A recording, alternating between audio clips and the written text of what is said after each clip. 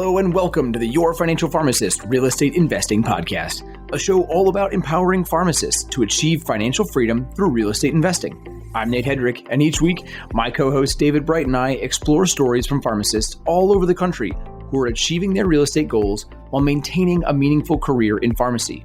Whether you're a first-time investor or a seasoned pro, we're here to provide education and inspiration about the world of real estate. Please note, this podcast is intended for educational purposes only and should not be considered financial or investment advice. Hey, David, how's it going? Hey, good. Thanks, man. How you doing? Good. We had a lot of fun today. We've gotten off a kind of a string of a couple of podcast interviews, and today's was really great. We just interviewed another podcaster, which is always fun. I like talking to other pharmacists, other podcasters, and someone that I think a lot of you might know if you've checked out, again, other pharmacy podcasts or even heard other shows on our channel before. So this is Tony Guerra. Tony is a full-time pharmacist. He is actually a faculty member, pre-pharmacy advisor at the Des Moines Area Community College Pharmacy Technician Program. He does a number of things with his pharmacy podcast network. He's a co-host there as a podcaster and just an author and a YouTuber, and you name it, Tony has done it. So it was really cool to have him on the show today. Yeah. And as you might expect, is one of those people that's kind of done it all. He's also collected a few houses throughout his career at specific times. And he has just a really impressive strategy just through the simplicity of just collecting houses and then just not selling them. Yeah, I especially like this story where he talks about being a runner. And again, he's been a runner for years. And so he goes out, runs the communities that he's interested in and knows those markets so well. So when a house pops up, he thinks, oh yeah, I've run past that place. I know exactly where that street looks like. I don't need a Google Street View. I don't need any of that. I immediately know what that house looks like because I've been in that neighborhood so many times. Just a cool perspective. Yeah, that was one of my favorite parts as well. Just kind of that simplicity through that just knowing the area. Like rather than going out there and trying to find the best zip code in America, instead he was able to quote specific zip codes where he had run every block in that city and just knew it inside and out. And so just leveraging what he already did, what he already knew to come up with a good investment strategy there. And I just feel like there's something just really achievable about his story as he continued to walk people through what he's done. Yeah. And I think the overarching story that it delivers, it just shows how a pharmacist over the course of their career does not have to go crazy on real estate investing, but can still build generational wealth by doing it. And it's just really impressive to see somebody that's done this for a number of years and what that looks like. So hope you guys enjoyed the story as much as we enjoyed recording it. And with that, we'll take you to the episode. Hey, Tony, welcome to the show. Hey, thanks for having me. I really appreciate it. I'm a longtime listener, just really excited to actually be on and talk to you guys about my experience with real estate. It's been, I'll say, life-changing, but also family-changing. So it's just kind of an amazing thing that real estate can do. Yeah, that's almost exactly why we wanted to have you on, right? We wanted to talk more about the long-term play of real estate, how that affects your finances, how that affects your financial plan. And I think you're a great case study of that, right? So we're excited to talk through that. So why don't you jump right in and tell us a little bit about your pharmacy story and give us some background on that part of your career. Oh, sure. Yeah. So I graduated from Maryland. So I did 2 years at the University of Florida. I had a really good time. So I did an extra year at undergrad at Maryland. I got my pharmacy school prereqs done, and then 4 years in Baltimore City. So I learned the city, and I learned the first zip code, 21230, that I would start living in. And then I learned a little bit about 21224, which is the east side of Baltimore. Both are, the 21224 is more waterfront. 21230 is right next to Raven Stadium and Camden Park at Camden Yards, where the Orioles play. So just kind of a couple of really fun places to live to start. And then I began my career with the retail in Arizona for 4 years, then came back to Maryland. So tell us a little bit about real estate as well. And one of the things we ask a lot of folks that come on the podcast is about their real estate why, for how they got here. And so we're interested in learning about that for you as well. Okay. Well, what I want to do is I want to try to cover 70 years in 3 minutes. So we'll see how I do with that. But my grandparents were both Navy. My grandmom was an officer and my granddad was enlisted. He actually enlisted, I think, at 17 when he could get away with that. They actually met at Pearl. She was the wave of nurses that came in to relieve the nurses that were there in the beginning. So we're talking about 40s and 50s. And they bought a home for about $6,000 just outside of Washington, D.C., which they eventually sold on their passing around $360,000. So you can, the whole inflation thing is just kind of neat there. And then that money went to their son and daughter, my mom, and then her brother. And so my parents have been able to give me about 100,000, 50,000 to help a school, and then another 50,000. They help finish our basement, deck, washer, dryer, that kind of thing. So it kind of passed on quite a bit of money there. And then my dad was into real estate in terms of we had one place down at the shore, and we would go down the shore, and he had what would be a verbo in the 70s and 80s. What would you call a verbo now? So I learned those lessons, and they're now in their, kind of Spanish style villa at the base of the mountain that they really wanted to be at. But with those lessons, then I was able to kind of understand what's going on. And I did get my real estate license at one point in time for about 6 or 7 years. But right now, kind of the take home is that we have about, or should have about, $250,000 to give each child when they turn 18. And we're not going to give them like, here's 250,000, best graduation present ever. But over the next 7 or 8 years, we'll give that to them. Where, okay, well, here's 40,000 for tuition for the next 4 years of school. How are you going to spend that? And then, okay, one wants to be a baker, so maybe she doesn't even spend most of the money for the tuition. Would you like to buy like a sweet swirl, or would you like to start your own bakery so we can buy the commercial place for that? Or one wants to be a vet, so not just here's undergrad and vet school, but here, let's buy the building that you're going to have your vet practice in. Or one wants to be a teacher. Okay, well, here's your tuition for teaching, and then your master's, and then we can help you buy the house, and then you can have people paying you rents. So that's kind of what's in our head now. I'll give each of them about $250,000, which is about what my parents gave me. About 100,000 in 90s dollars is about 200, 250 now. But that's really the why, is to kind of pass along that generational wealth and the lessons that my parents taught me, and then, help them out. So instead of graduating like, oh my gosh, I'm in debt, like that poor Ohio kid that graduated with like 400 or has 485,000 in debt on the Ramsey show. They're the opposite. They have $250,000 in net worth in the house and the practice, and off they go. I love that. So many of our guests talk about how they want to get into real estate to like retire early or start to, build their own wealth. But I think you're looking at next step ahead, which is really cool. And that's passing that generational wealth down just the way that you did. So what does your portfolio look like today then, Tony? Well, what I'll do is I'll actually take a brief tour and my mistakes, because I think we learn a lot more from mistakes than we do from our successes. My first house was a 1-bedroom, first floor. I think I told you in the podcast that we had in Tempe. And I learned very quickly that, one, you don't want to be on the bottom floor. If the ceiling, you have somebody that's a weightlifter that lives above you. And then that we only had one toilet. So that becomes a problem if you want to rent it out. So quickly, I took a couple $1,000 loss, moved to a 2-bedroom on the second floor. And that was my first 5 years, kind of just bought that place where I thought I would rent. I moved back to Baltimore. So I had a 2-bedroom. I even bought a single family home. I didn't really want it. So went into Maryland, did the same thing. 1-bedroom, 2-bedroom, 3-bedroom. And now I could very easily tell you, if I saw in 21224 a $300,000 house with a 3-bedroom, 2-bath on Linwood or Potomac Street, I would buy those houses, and I would know that. But my current portfolio, we have our single family home here, which went from 2 to 4. When we bought it actually during the crash. Then we have my place on the south side. So we're in 50021. That's in 50023.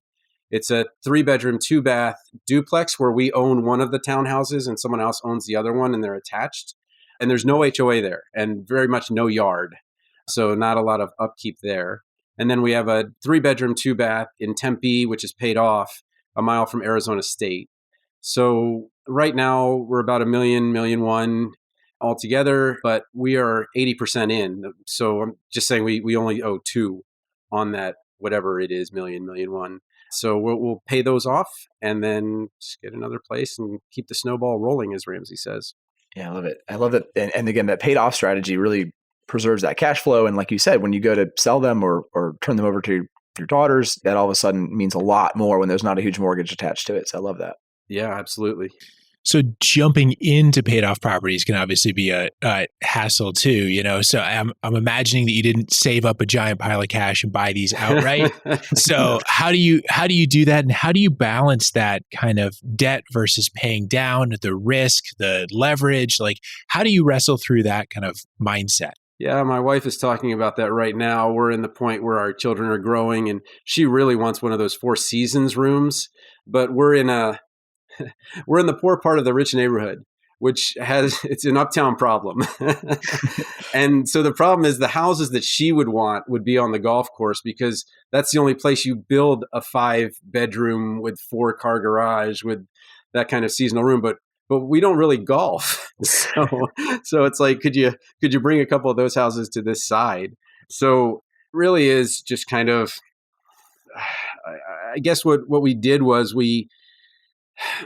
I'm 50 and she's just turned 39 today.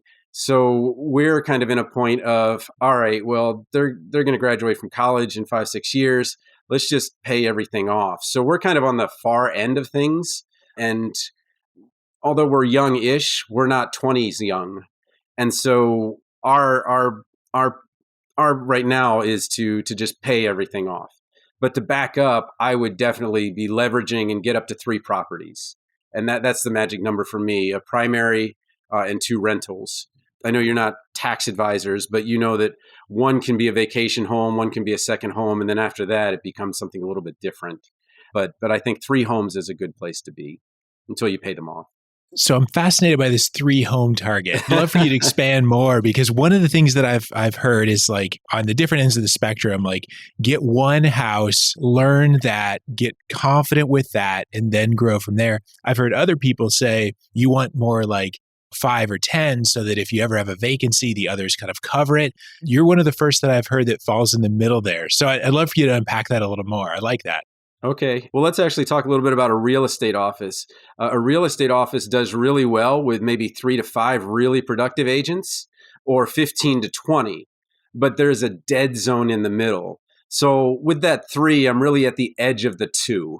So what I'm doing is really, I'm just splitting. Instead of saying I have a primary home and a rental, I have a primary home and a rental divided in 2. So that if one of the 2 is vacant, then that's fine. But we have such good locations, we have such high demand for those properties that I can always lower the rent to a point where I don't really see vacancy as much as I see a little bit lower cash flow. So let's just split it in half, $500,000 to the primary, $500,000 to the rentals, or some extension of that. It's a little closer to a 4-7 split, but that's the thinking behind the 3. It's really half and half, I guess, is maybe a better way to put it. Yeah. And there's something really key that I think I want to make sure that people catch in what you said there, in that it's a high demand property. Like you're not finding properties that nobody wants to rent that might pan out nicely on a spreadsheet somewhere, yeah. But like these are in-demand properties. You're always going to have people. And that's one major piece of safety for the typical pharmacist that is risk averse and safety oriented. Like having the safety of an in-demand property, I think is really, really critical. And I think when I've heard your podcast, are you the numbers guy? That you seem to be the spreadsheet guy that's like, let's make this spreadsheet work. I was going to tell you the story a little bit later, but one of the keys to making sure that property is where it should be is that I'm the spreadsheet guy. And I brought my wife, and in the Tom Hanks I Have Made Fire, I'm like, look at this home. Look how beautiful this home is. And she says, I don't like it. What do you mean you don't like it? Well, I don't like it. Well, why don't you like it? And I'm expecting, all these numbers. Like, I just don't like it. And, I go back to the agent, and she's like, well, we got to look for another place. She's like, why? She's like, well, she doesn't like it. It's like, well, what's the deal? And, and she was a numbers person. It didn't work. And come to find out, I wasn't really looking at the front of the house, because when you go in through the garage, it was a brand new townhouse. I was just so enamored that it was new. 1, it was on a busy road. And 2, there's actually a 40-foot power line in the front yard that I'd completely missed. So if you've ever seen that psychology experiment with the gorilla walking through the basketball players, I completely missed a huge, huge fault in it that intuitively she got it. She didn't know why she didn't like it, but she just knew that she didn't like it. And I just kind of went with that support from my wife and whoever your spouse is. But always get that person that's the opposite of you to kind of look at it. And, if her tum-tum doesn't say she likes it, then there's something behind it. Getting that good advice. The other thing is that we'll talk about this a little bit too. I have never been in one of my homes. And in both cases, I did not find the home. In both cases, my agent found the home. So I lean very heavily on the expertise of someone, even though I was an agent, but the very subjective expertise of an agent to get my homes for me. And the Arizona place, I've never actually stepped in it. That's awesome. That leads me to ask then, do you self-manage then, or do you have these through a property manager with a more limited number of properties, right? Some people would say, oh, then you can self-manage everything. Or is that how you're doing it? Yeah, I'm self-managing only because the two people there are handy, and these aren't verbos type of every week, every month thing. And, I mean, we had, gosh, there's rain in the kitchen in Arizona. So that's not a good thing. And one of the tubs, one of the washers had busted or whatever. And the guy's like, oh, it's all right. I just went through the ceiling, went up through it. I was able to get my hand up there, get the washer fixed and turn. I was like, really? All right. Well, that's good. That's good for you. And then the other guy, he likes fish. And there are not a lot of places that would allow these huge fish tanks. And so he's just very handy with things. And one of the places actually flooded. Like we had a derecho, and the entire city flooded, like the whole water table went up. And he's like, yeah, so what we did was we cut the drywall up to, about 4 feet. And then, we put the drywall back in and painted it. And I was like, huh. So, a month off or 2 months off rent. And so just very handy people in there. So yeah, we're very, very lucky to have them. And it's one of the questions you might not ask, but nothing wrong with asking, are you handy? Yeah, it's certainly when you're a busy pharmacist, full career, trying to make these properties work and not spend a bunch of time over there. Like you said, you've not even been inside one of them, which is incredible. It's a good way to mitigate some of that. Yeah, no, absolutely. So one of the other things that has been on our mind is you're obviously doing a lot of work with the Pharmacy Residency podcast that gives you perspective for pharmacy students, for pharmacy residents, that kind of early career phase of life. And one of the things that I hear often from P4s and from residents is like, my life has never been busier than right now. There's no way I could. And so not that, just kind of the phases of life and the investing that you've done. Would you encourage people to start early? Would you encourage people to get out of school for a few years? Like what's a good season to begin real estate investing? So the thing with the residency is that if you know a zip code or two, regardless of where you live, I would start right away. So even though maybe you're doing residency somewhere different, buy where you know. So I did that. I bought in Arizona where I knew it wasn't a residency, but I graduated and that was my first 4 years out of college. And I know there were a lot of medical residents from Hopkins that I worked with as a real estate agent. And they just trust me. They're like, hey, just find me a house. My wife or my husband is going to go with you. The other partner was the physician. And, they'll just tell you what they like, what they don't like. I trust them. It's fine. Just get it done. And so it was very much, they were happy to live with other people and it was very much cash flow properties. So even when we were in residency in Iowa City, we had somebody living in the basement. When we were in Baltimore, we had someone living in the basement and someone down the hall. So we lived with other people all the way up until our first home 2 or 3 years after our marriage. But during residency, we owned the properties and we had people paying us rent. So it was a really good thing. And the lessons that you learn, and I learned some of them from my parents, are ones that not only do you give your kids, but you're in a very different place financially when people are giving you rent than when you're paying someone rent. And then it's just a really good learning experience. So, but man, you got to have a good agent that understands investment properties. That would be a huge, huge thing. I really like how you mentioned before about even though you have the background as being an agent, using an agent, it can be really beneficial too. Somebody that knows that stuff inside and out, like you can't replace that. Even if you've been in the business before, it's not the same thing. Yeah, and my some of my clients have even said this is like, you become emotionally stupid. Like there's no other word for it. And I remember like, oh my gosh, it's such a great place, such a great place. And my wife would calm me down. But then I've got couples that I knew before they were buying a house and they were absolutely manic through the process. And then once they were done, it was like they were fine again. But there's just this, because he has maybe a very, very, and it could be he or her, has a very, very forensic way of looking at the cash flow and the price.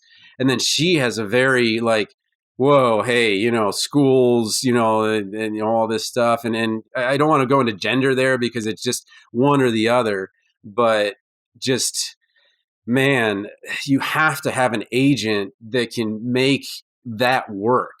And it's good to have that work. It's why, the having Democrats, Republicans, Senate, House, that, you stress that good conflict.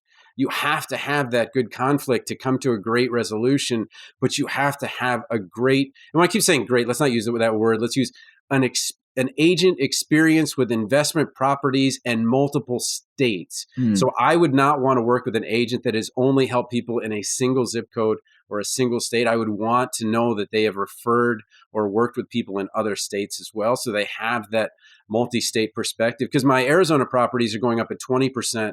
My Baltimore property would be going up about 11 or 12. My Iowas are somewhere between 8 and 12. And that's a very different perspective. So again, lean into them, definitely. And how do you, I wanted to go back to this quickly too. You mentioned about having that agent and they were the ones that found the properties for you.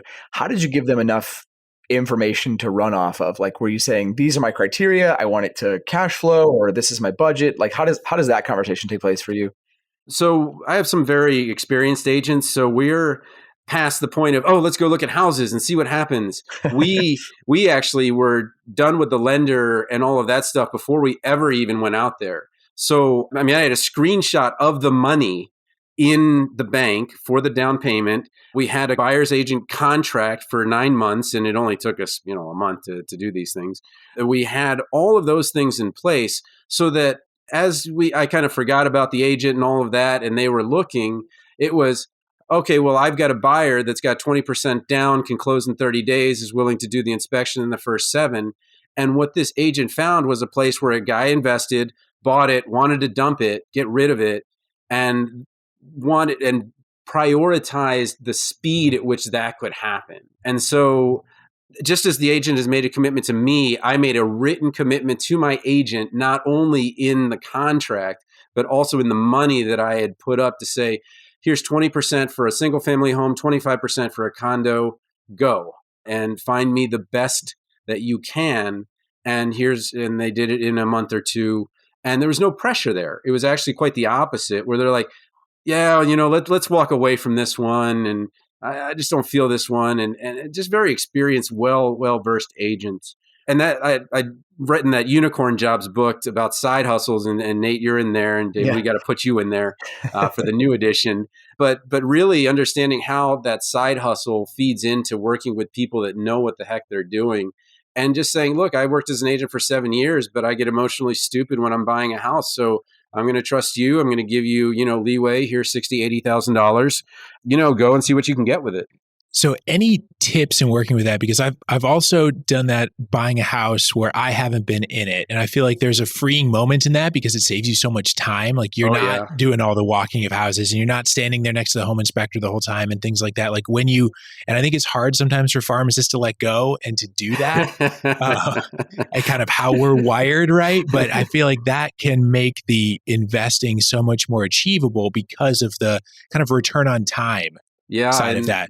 They get in their own way. They get I'm going to use some puns here. They get frozen when they should be singing "Let It Go." But and the thing is, though, to be fair, I'd have quite a bit of experience with that.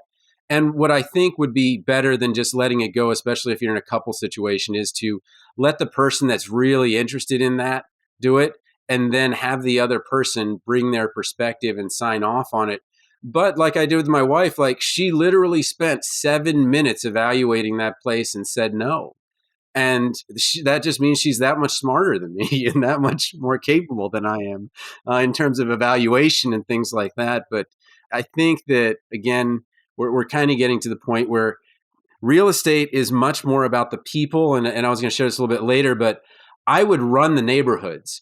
So I know in Iowa, I would buy 50021, 50023 where I own homes, Baltimore 21224, 21230 where I've owned homes, and Arizona 85281, 85284 where I've owned homes. Those 6 zip codes I'm so confident in that I would give a real estate agent $80,000 on 20%, okay, find me someplace up to 400,000 because I'm so confident in those. But I would run those neighborhoods. So I literally would run or bike and do those things. And I would learn so much. And I remember talking to this kid. He's like, "What are you doing, man? You're always running around here." I was like, "I'm looking for a house." He's like, "Well, you've been running a lot. Did you find one?" And I was like, "Well, it's weird. You find ones you don't get." And so it was actually like in Baltimore, for example, I found Potomac Street, which has the Korean War Memorial on the water, which means they can never build and block that view.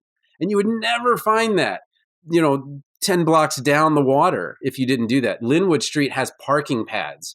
So Baltimore, this is crazy, but a Baltimore parking space is probably between 50 and 60,000, which is a home in some places. And then when you're looking Baltimore, you're also looking at ground rent, which is 99 years. And so there are all these idiosyncrasies that you can find out if you run or bike that neighborhood and really become familiar with it in some way like that. I love that, Tony. So to bring this kind of full circle, right? So we've been talking about how to add these as part of your financial plan, but what does this mean for you in terms of how you plan for things like retirement, things like college for the girls? I mean, that whole financial plan, how does real estate fit into that for you? And what do you recommend for other pharmacists that are looking to do the same thing? I don't know if they can do what I did because I actually have a pension, and that pension fund went up 29%. So you're talking about billions of the Iowa IPERs went up 29% last year. So they're almost self-funded, which is an amazing thing. And so I've got a couple million when I'm done. So we're really playing with play money, giving our children about a quarter of our net worth, at $250,000 each. Maybe let me do it this way. Compare the 529 to the house. So 529, let's say I put $60,000 down to start, and then I keep adding $24,000 a year each year. Let's say instead I buy a house and put $60,000 down on a $300,000 house. Everything goes up 8%. You get 8% of 60, then 8% of 60 plus 8% or whatever. But that house, you get the money coming in for the rent. You get 8% of 300,000, not 60,000. And so it's almost like you're starting 10 years ahead if you buy a house instead of starting the 529. And that's what I did completely by accident. But I think my advice to those new parents and everything as they're looking at the 529, I think the 529 might be good for room and board and books. But if you want to talk about paying off for multiple children, their undergraduate professional school, and maybe buying them a building or a house after they graduate for their, professional practice, really the real estate is where you want to go to not only get the experience on how to do it, but to get to those numbers where you're talking $250,000, $500,000. If Mindy and I were to pass today, they would not only get $500,000 each, but they would also get $4,000 or $5,000 a month just from all the stuff that we have. So really, and again, it's all about how can we pass this knowledge and money forward. I love that perspective. It's awesome. Well, Tony, I want to switch over to our final infusion questions. These are three questions we ask all of our guests on the show. So the very first one is, what's one tangible strategy that you use to make sure your investing works hand in hand with your career as a pharmacist? I would say embrace the conflict that comes from doing this with another person. And it may not be pleasant, but I assure you that the home that you have after will be a lot better. And it's like that group thing you've done in class where you do 12 people do the problem and then people do the problem on their own and who comes up with the better solution. So embrace the conflict, but absolutely get a real estate agent that is familiar with investing and multiple states. That is so good. Yeah, trying to do this on your own is just a recipe for failure. Having multiple perspectives and a great team. We talk about teams so much, and having that conflict in there to come out the other end with a better solution is huge. I like that. Jeff Foxworthy said it best. He said, let him pull the TV on his head. He'll learn. So what's one resource that's been most helpful to you in your real estate journey, whether that's a book, podcast, person, author, website, whatever that would be? That's an easy one. Brian Buffini is a real estate trainer in California, and he made all of the mistakes that we don't, or I didn't. And so as a real estate agent, my first year, I think I sold $1 million, which sounds like a lot, but after it's like $8,000 in income when you break it down into 50% split. And over the 6 years that I worked with this company, and I paid $400 a month for their training, I was $10 million, and I had 2 agents with me, but we brought in $253,000 on $10 million in sales. So that how to do. I even recommend Brian Buffini for anyone that has clients, because the calls, notes, and pop buys, you call your clients, you write them personal notes, you meet one-on-one, you build, sort, and qualify your database so that you're asking for referrals. Brian Buffini's book and training, absolutely critical for agents and lenders, but really helpful even if you're just an entrepreneur who wants to understand how to build a referral-based business. Love that. And that, not one that we've gotten in the past. So thanks. That's great. All right. Then what's one piece of advice that you give to a pharmacist contemplating a start in real estate investing? Yeah, I keep hearing about, okay, when do I buy and when do I sell? And Tim Baker just says your plan should be so boring that you fall asleep or the paint dries or something like that. And I embrace that now. If I had bought and paid off, I would be worth about 4 million instead of 1.5 or 2 now. And it just was, I mean, I wouldn't have made the mistakes and made all those learning, but man, Harvard isn't 2 million that I lost. So, just like, Tim Ulbrich talks about how he could have, if he hadn't made those mistakes with paying back his loans, he'd be $200,000 or $300,000 richer. My mistakes in not just buying, paying off after I got to that 2 or 3 properties really cost me about $2 million in today's dollars. So, yeah. Ouch. The tears are coming.